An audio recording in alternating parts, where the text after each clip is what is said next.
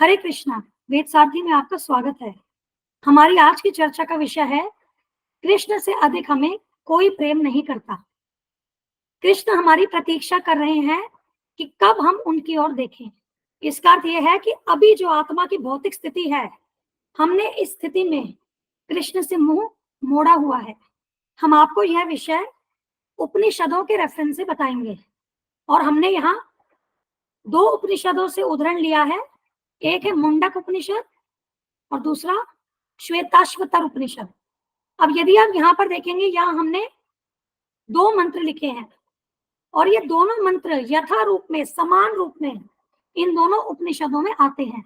मुंडक उपनिषद में ये दोनों मंत्र आते हैं तीसरे मुंडक के पहले खंड के पहले और दूसरे मंत्र में, और श्वेताश्वतर उपनिषद में ये चतुर्थ अध्याय के छठे और सातवें मंत्र के रूप में आते हैं। इन दोनों मंत्रों का भावार्थ हमने यहाँ दिया है। तो पहला मंत्र क्या कहता है? दो पक्षी एक ही वृक्ष पर मित्र की तरह बैठे हैं। एक पक्षी पेड़ का फल खा रहा है और दूसरा व्यक्ति उसे देख रहा है।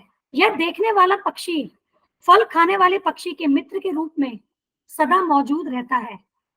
तो जैसा कि हमने ये चित्र भी आपके समक्ष रखा है, इसमें देखिए कि एक डाल पर आप देखेंगे कि दो पक्षी हैं और एक पक्षी फल चख रहा है और दूसरा पक्षी साक्षी भाव से फल चखने वाले पक्षी को देख रहा है।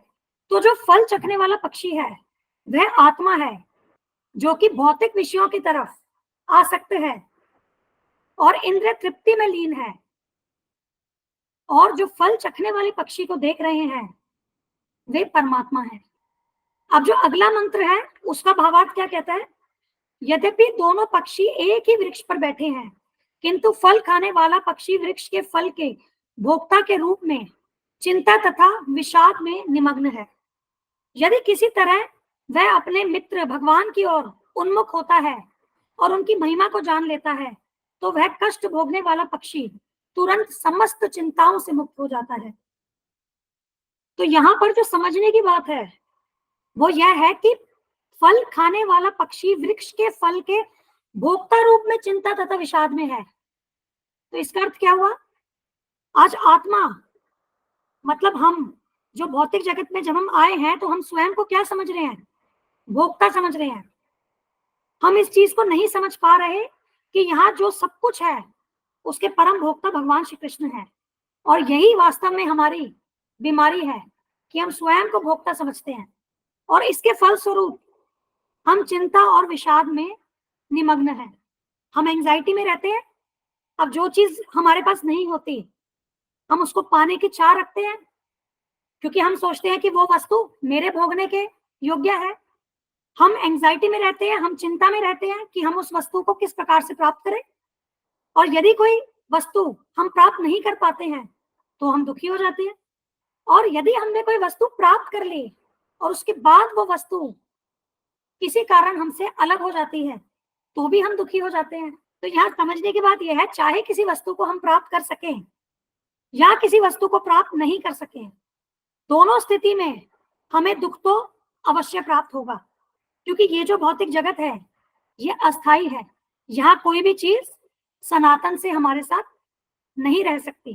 काल के प्रभाव में या हम शरीर त्यागेंगे, उस वस्तु से दूर हो जाएंगे, या वो वस्तु हमसे दूर हो जाएगी।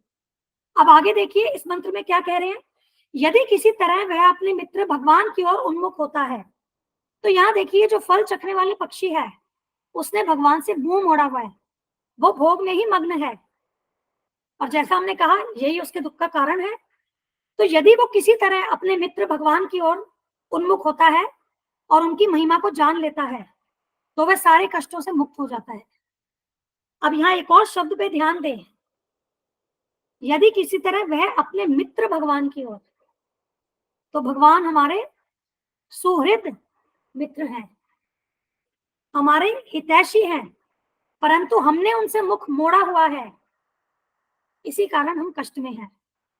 अब आगे देखते हैं, ये फल खाने वाला पक्षी जब अपने मित्र भगवान की ओर देखता है तो क्या होता है?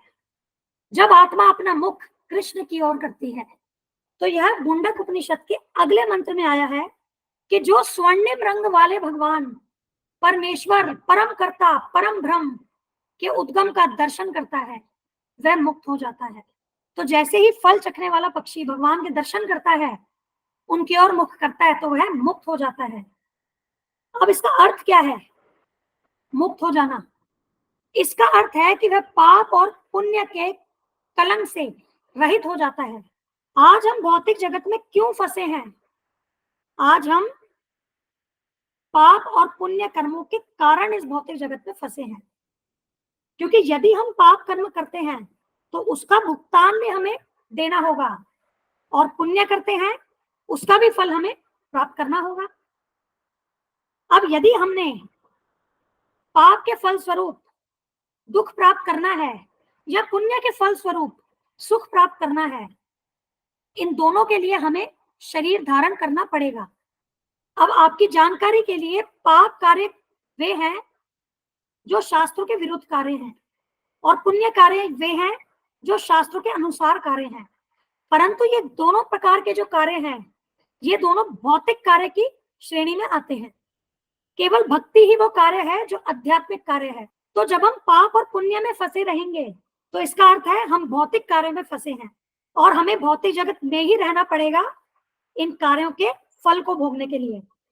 लेकिन यदि हम भक्ति में संलग्न होते हैं तो वे पाप और पुण्य से परे हैं, वे आध्यात्मिक कार्य हैं। तो जो हमारा पाप और पुण्य कर्मों का बैलेंस है, जो हमने जन्म जन्मांतर इकट्ठा करके रखा है, जैसे जैसे हम भक्ति में आगे बढ़ेंगे वैसे वैसे क्या होगा, हमारा भौतिक कार्यों का बैलेंस वो नहीं बढ़ेगा। और जब हम पाप एवं पुण्य के बैलेंस उससे हम रहित हो जाएंगे, तब हम वास्तव में परम भगवान को प्राप्त करेंगे, और हम बार बार इस भौतिक जगत में जन्म नहीं लेंगे, और हम भगवान के आध्यात्मिक धाम में प्रवेश करेंगे, जहां से लौटकर कोई भौतिक जगत में नहीं आता।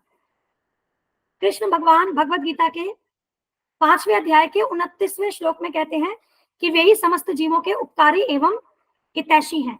अब हमने पिछली वीडियो में ये भी चर्चा की थी कि शरीर में आत्मा हृदय में निवास करती है, और उस आत्मा के साथ सदैव परमात्मा रहते हैं।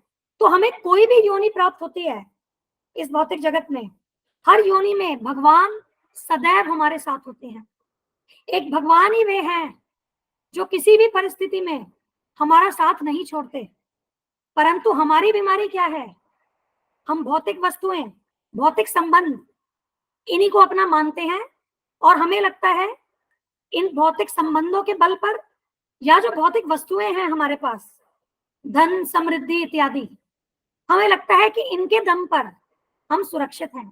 पर वास्तव में ये सब चीजें जो भौतिक जगत में है ये अस्थाई है, ये सदैव हमारे साथ नहीं रहती। हम सनातन है, भगवान सनातन है, हमारा भगवान से संबंध सनातन है, वे हर स्थिति में हमारे साथ रहते हैं। निकृष्ट से निकृष्ट योनि में भी भगवान हमारे साथ रहते हैं। तो उनसे अधिक हमारा क्या कोई और मित्र हो सकता है? हम इसीलिए आपसे विनती करते हैं, अपना मुख भगवान से परे न मोड़िए, अपने मुख को भगवान की ओर कीजिए। और वो आप कैसे करेंगे? हरे कृष्ण महामंत्र के जप से, प्रामाणिक गुरु की शरणागति लेकर के, उनकी आज्ञा अनुसार भक्ति में जीवन को संपन्न करके, और उसी से वास्तव में हम पाप और पुण्य से निष्कलंक हो सकेंगे और परम भगवान को प्राप्त करेंगे। धन्यवाद। हम यह चैनल और इस पर दी गई समस्त वीडियोस हमारे गुरु महाराज श्री कृष्ण कृपा मूर्ति श्री श्रीमद अभय चरणारविंद भक्ति वेदांत स्वामी ठाकुर श्रील प्रभुपाद जी को समर्पित करते हैं। श्रील प्रभुपाद की जय। धन्यवाद। हरे कृष्णा।